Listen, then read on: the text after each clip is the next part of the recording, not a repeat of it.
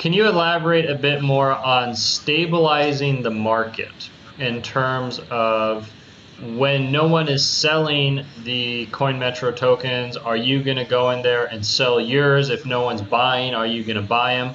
Just how exactly, in a brief overview, is the overall market stabilization going to work? Sure. So basically, the end of that question was exactly how it works in kind of layman terms. Essentially, the reserves are there. We will monitor the XCM price. Obviously, initially, like I said, the reserve will be empty on day one. So day one would kind of be the best time to actually have it in place. Obviously, when a token, again, ERC20 tokens, liquid by nature. That's how they're designed.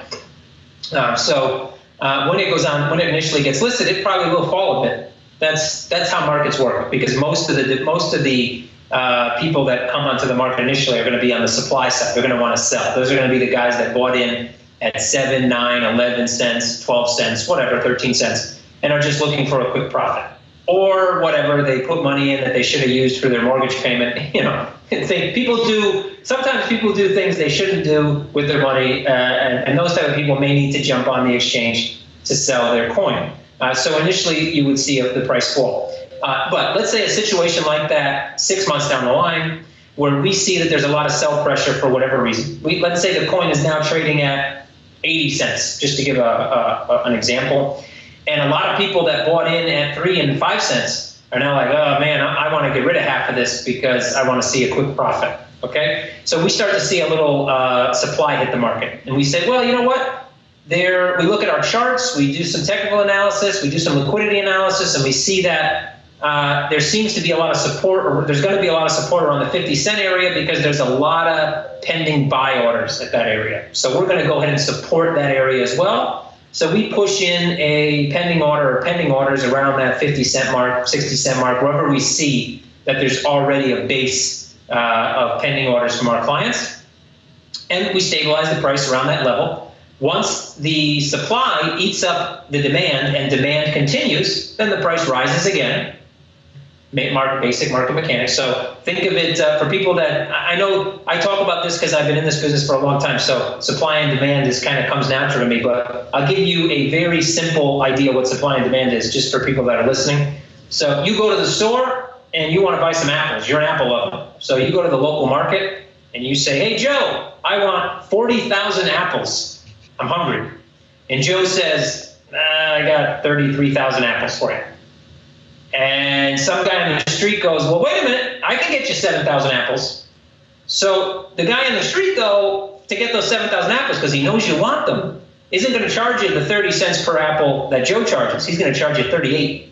And you really want those apples. So you throw out a market order. A market order basically means, give me 40,000 apples, and I don't care how much they cost. So you eat up those 40,000 apples, but you don't pay 30 cents. You pay the aggregate of the 30 and the 38. That's essentially how supply and demand works. So if there's no, if you're trying to sell, if Joe said, I want to sell 500,000 apples, and you say, I only want 40, well, you're only going to buy 40. He's still trying to sell 460,000. That means that as new people walk into that market and go, I want some apples, I want some apples, I want some apples, well, that apple price stays like this. As soon as people break through, though, now they bought those 500,000 apples, and now they want to buy 500,001, that price is going to rise.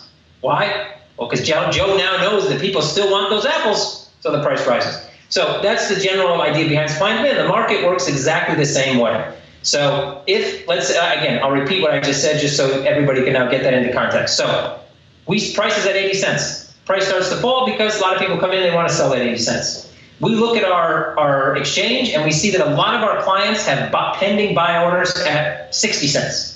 So we know that once that 80 cents hits here, it's going to have to eat those 60-cent orders before it can fall further, right? It has to eat that demand before the supply can fall over. So we just pad that demand.